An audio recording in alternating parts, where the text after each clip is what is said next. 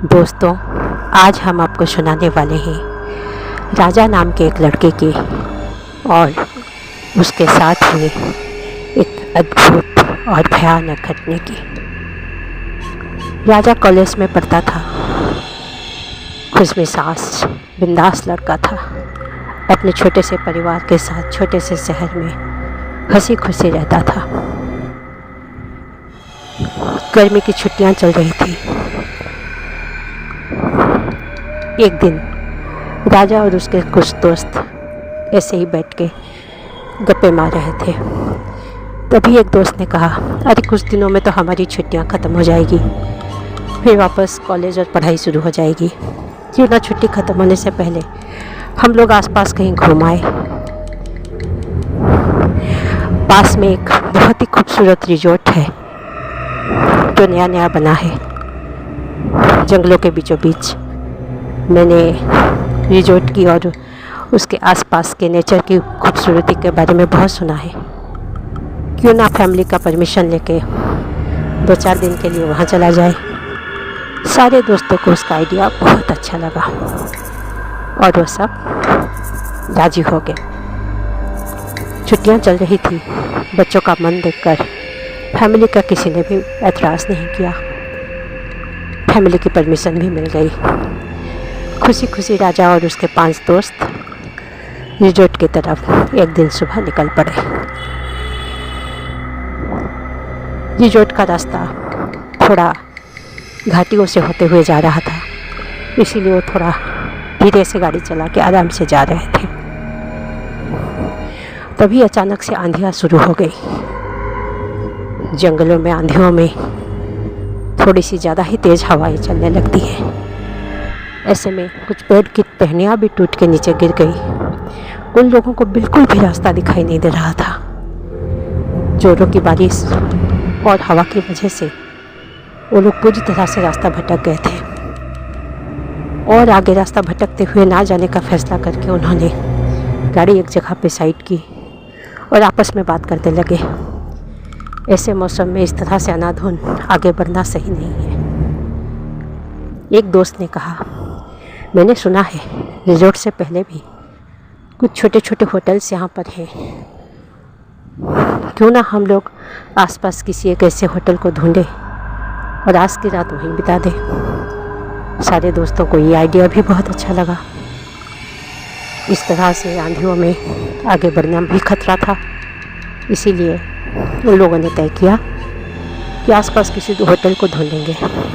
तभी एक दोस्त ने दिखाया, अरे देखो दूर कुछ बत्ती जलती हुई नज़र आ रही है, हो सकता है वहाँ कोई छोटी मोटी होटल हो, चलो देखते हैं।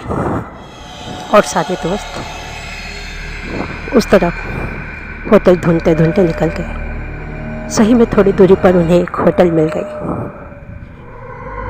वो होटल के अंदर जाके देखे, थोड़ा सन्नाटा ही था। ना कोई ज़्यादा ग्राहक थे और ना ही होटल के ज़्यादा स्टाफ।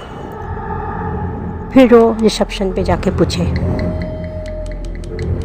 रात बिताने के लिए कोई कमरा मिल जाएगा? तब एक आदमी सर उठा के उनके तरफ देखा और बोला, देखना पड़ेगा भाई, वैसे तो छोटी सी होटल है और यहाँ भीड़ भाड़ होती नहीं है, लेकिन लगता है आंधी तूफान के चलने की वजह से कुछ राहगीर भटकते हुए यहाँ आ गए हैं। फिर भी आप लोगों को कितना कमरा होने से हो जाएगा? वो कुल मिलाकर 5 दोस्त थे। उन्होंने कहा कि 3 कमरे होने से हो जाएगा, 2 डबल और 1 सिंगल दे दीजिए। आदमी बोला, शायद 3 कमरे तो होंगे नहीं, हाँ 2 डबल रूम ज़रूर हो सकते हैं। आप लोग किसी तरह से एडजस्ट कर लो, मैं आपको एक ज़्यादा बेड दे दूँगा। वो लोग बहुत सोचे, हाँ रात भी तो बितानी है, ऐसा क्या है। सभी को ज़ोरों से भूख लगने लगी थी और सुबह से निकले हुए थे तो थोड़े टायर्ड भी हो गए थे। मौसम का भी तकाजा था। उन लोगों ने सोचा कि अब कैसे एडजस्ट करके रात बिता देना ही सही है। तो मैनेजर को बोले, ठीक है, हमें 2 कमरे और 1 एक्स्ट्रा बेड दे दीजिए, हम चला लेंगे। तो मैनेजर उनको ऊपर की तरफ ले गया और वहाँ पर 2 कमरे दिखाते हुए बोला, ये दोनों आपके कमरे हैं। तभी राजा की नज़र सामने की एक और कमरे पर पड़ी। उसके अंदर कोई बत्ती नहीं जल रही थी, बाहर भी ताला लगा हुआ था। तो राजा ने पूछा, अरे भाई, आप तो बोल रहे थे कि ये 2 ही कमरे हैं, पर मुझे तो लगता है कि ये कमरा भी खाली ही है। तो वो मैनेजर ने बोला, नहीं नहीं भैया, क्या बात है ना, उस कमरे की थोड़ी मरम्मत चल रही थी, वो ठीक नहीं है, इसीलिए बंद करके रखा है। आप दोनों इसी दोनों कमरों में एडजस्ट कर लो। फिर ज़्यादा और बहस ना करते हुए तीनों दोस्त कमरे में घुस गए और 2 दोस्त और 2 एक कमरे में घुस गए। फिर थोड़ी देर में उनको खाना भी मिल गया और खाना खा के वो आराम से सो गए। राजा के दोनों दोस्त ऊपर सोए हुए थे और जो एक्स्ट्रा बेड मिली हुई थी राजा ने उस पर सोना ही तय किया था और वो नीचे सो गया था। उसका एक दोस्त जो जोर से खर्राटे ले रहा था और राजा को बिल्कुल भी नींद नहीं आ रही थी। वो सोच रहा था, अरे बाप रे, कहाँ फंस गया। 2 बार उसने अपने दोस्त को जगा के भी बोला, अरे भाई, इतने ज़ोर से खर्राटे मत ले यार, मेरे को एकदम से नींद नहीं आ रही है। दोस्त हाँ हूँ करता, फिर सो जाता, फिर खर्राटे भरता। राजा परेशान हो गया, उसे बिल्कुल नहीं नींद आ रही थी। तभी उसे लगा जैसे कमरे पे कहर कोई धीमी आवाज़ से चल रहा है। कुछ चिड़ियों के खनकने की आवाज़ भी उसे सुनाई दी, छन छन खन खन। राजा हैरान हो गया, सोचा, इतनी रात के उनके कमरे के बाहर भला कौन चल सकता है? आसपास के किसी कमरे में कोई लड़की है क्या? है तो इतनी रात के ऐसे क्यों घूम रही है? यही सोचते हुए वो आया और दरवाज़ा खोल के बाहर देखा। बाहर कोई नहीं था। राजा बस अंदर जा ही रहा था कि उसकी नज़र सामने वाली कमरे पे पड़ी। कमरे का दरवाज़ा खुला था। राजा हैरान हो गया, सोचने लगा, दरवाज़ा किसने खोला? इस दरवाजे की तो ताला लगी हुई थी और मैनेजर बोल रहा था कि इसकी मरम्मत चल रही है। ऐसे ही थोड़ी उत्सुक होके राजा कमरे की तरफ गया और दरवाज़ा खोल के अंदर झांकने लगा। कमरा बड़ा ही खूबसूरत था। ऐसा लग रहा था कि होटल के बाद की सारे कमरों से एक कमरा थोड़ा ज़्यादा ही खूबसूरत और अच्छा है। राजा सोचा, शायद मैनेजर इसे किसी दूसरी वजह से ही यूज़ करता होगा, तभी तो इन लोगों को नहीं दिया होगा। पर कमरे में कोई नहीं था। राजा वैसे ही अपने दोस्त के खर्राटों से बड़ा ही परेशान था। उसने सोचा, जब कमरा खुला है और उसमें कोई नहीं है, क्यों ना मौके का फ़ायदा उठाया जाए। वो चुपके से गया और बेड के ऊपर आराम से कंबल ओढ़ के सो गया। कुछ देर बाद राजा को ऐसा लगा जैसे उसके बदन पर से कोई कंबल धीरे धीरे से खींच रहा है। राजा हैरान हो गया, उठकर बैठकर देखा तो कोई नहीं था। उसने वापस कंबल ओढ़ा और सो गया। थोड़ी देर बाद उसे ऐसा लगा जैसे कंबल के अंदर हाथ डाल के कोई उसके पैर को खींच रहा है। राजा सोचा, ये जरूर उसके किसी दोस्त की ही शरारत होगी। वो हंसता हुआ उठ के बैठ गया तो हैरान रह गया कि वहाँ कोई नहीं था।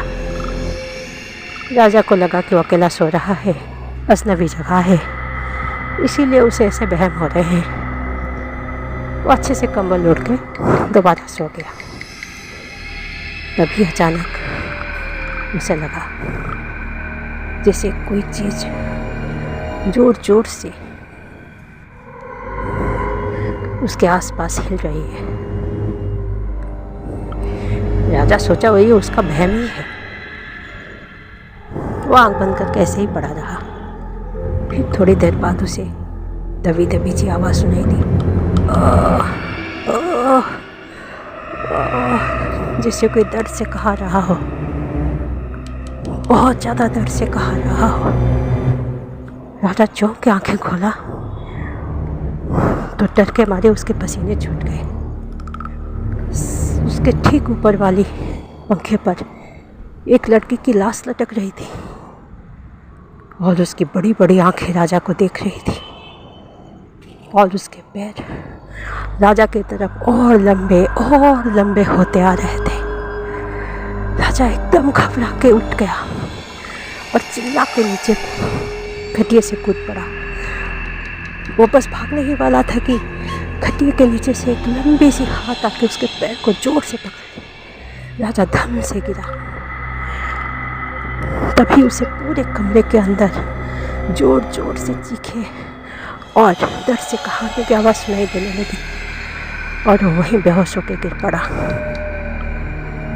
जब उसे होश आया तो उसने देखा होटल के मैनेजर के साथ उसके सारे दोस्त उसे एक अलग कमरे में ही घेर के बैठे हैं। उसके सर पे थोड़ी सी चोट लगी थी और वो बुखार से तप रहा था। तभी अचानक मैनेजर ने पूछा, भाई आप ठीक तो हो? राजा डर के मारे चीख के बैठा और बोला, कहाँ गई वो चुड़ैल जो बस मुझे मारने ही वाली थी? कहाँ गई वो? सारे दोस्त हैरान होकर एक दूसरे को देखने लगे और बोले, अरे भाई तुम्हारे सर पे चोट लगी है इसीलिए शायद तुम ऐसे बातें कर रहे हो, कहीं तो कोई नहीं है। तब होटल के मैनेजर ने बोला, नहीं दोस्तों, आपका दोस्त सही कह रहा है। सच बोला जाए तो वो मरते मरते ही बचा है। आप लोग उसकी चीखें सुन के फ़ौरन कमरे में पहुंच गए, तभी ये बच गया, वरना आज सच में वो अतृप्त आत्मा इसकी जान ले लेती। अतृप्त आत्मा? किसकी अतृप्त आत्मा? सारे दोस्त हैरान होकर पूछे। तब मैनेजर ने कहा, ये बस कुछ महीनों पुरानी बात है। एक लड़की को एक लड़का अपने साथ भगा के इस होटल में ले आया था। दोनों एक दूसरे से प्यार करते थे, मगर सच्चा प्यार सिर्फ लड़की ही करती थी जो लड़के पर भरोसा करके उसके साथ भाग आई थी। लड़का तो बस मौके का फ़ायदा ही उठाना चाहता था। लड़की को शादी का झांसा देके वो उसे इस होटल में ले आया था और रात को दोनों उसी कमरे में रुके थे और अगले दिन लड़का उस लड़की को अकेले छोड़कर सुबह होते होते यहाँ से भाग गया था। लड़की बहुत रोई, लड़के को ढूंढने की, उससे कांटेक्ट करने की बहुत कोशिश की, पर लड़के का फ़ोन भी स्विच ऑफ जा रहा था। लड़की बहुत तकलीफ़ में थी। वो अपने घर भी वापस नहीं जा सकती थी क्योंकि उसे लगता था कि वो क्या मुँह लेके अपने माँ बाप के पास वापस जाएगी। हम लोगों ने लड़की को समझाया और तय किया कि हम पुलिस स्टेशन में इसकी खबर कर दें कि कहीं कोई अनहोनी ना हो जाए। और हमने पुलिस स्टेशन में खबर भी कर दी क्योंकि लड़की हमें अपने बारे में कुछ नहीं बता रही थी। पर जब तक पुलिस आके पहुंची, अनर्थ हो चुका था। हम लोग जब पुलिस को लेकर उस कमरे में पहुंचे तब हमने देखा शर्म के मारे वो लड़की उसी कमरे के पंखे से लटक कर अपनी जान दे चुकी थी। जब हम लोग गए तो लड़की की लाश वहाँ पर लटकते हुए हम लोगों ने देखा। उस दिन के बाद उस कमरे में कई हादसे हुए। कोई भी लड़का उस होटल में उस कमरे में आके रुकता तो उसके साथ कोई ना कोई अनहोनी होती। आप लोगों के साथ भी ऐसा ही हुआ। राजा और उसके दोस्त इन सब बातों पर यकीन नहीं कर पा रहे थे, पर राजा को पूरा यकीन था कि मैनेजर एक एक शब्द सही कह रहा था, क्योंकि वो उस भयानक घटने से खुद गुजरा था। उसने मैनेजर से पूछा, उस लड़के का क्या हुआ, वो कहाँ है? तो मैनेजर बोला, कुछ दिनों बाद इसी जंगल के एक पेड़ से एक लड़के ने लटक कर अपनी जान दे दी, ऐसा हम लोगों ने सुना। हमारे एक स्टाफ ने वहाँ पर जाके लड़के को देखा तो उसे पहचान लिया, ये वही लड़का था। हम लोग अभी मानते हैं कि उसी लड़की ने ही उस लड़के की जान ली होगी, उसे आत्महत्या करने पर मजबूर किया होगा, क्योंकि उसने उसे आत्महत्या करने पर मजबूर किया था। ये सब सुनते ही सबके रोंगटे खड़े हो गए। राजा और उसके दोस्त फ़ौरन तय किए कि अब उन्हें कहीं नहीं जाना, और वो सीधा गाड़ी लेके अपने अपने घर वापस आ गए। राजा आज तक उस भयानक रात के उस हादसे को नहीं भूला, और वो हमेशा के लिए एक याद बनकर, एक भयानक खौफनाक याद बनकर उसके जहन में रह गई।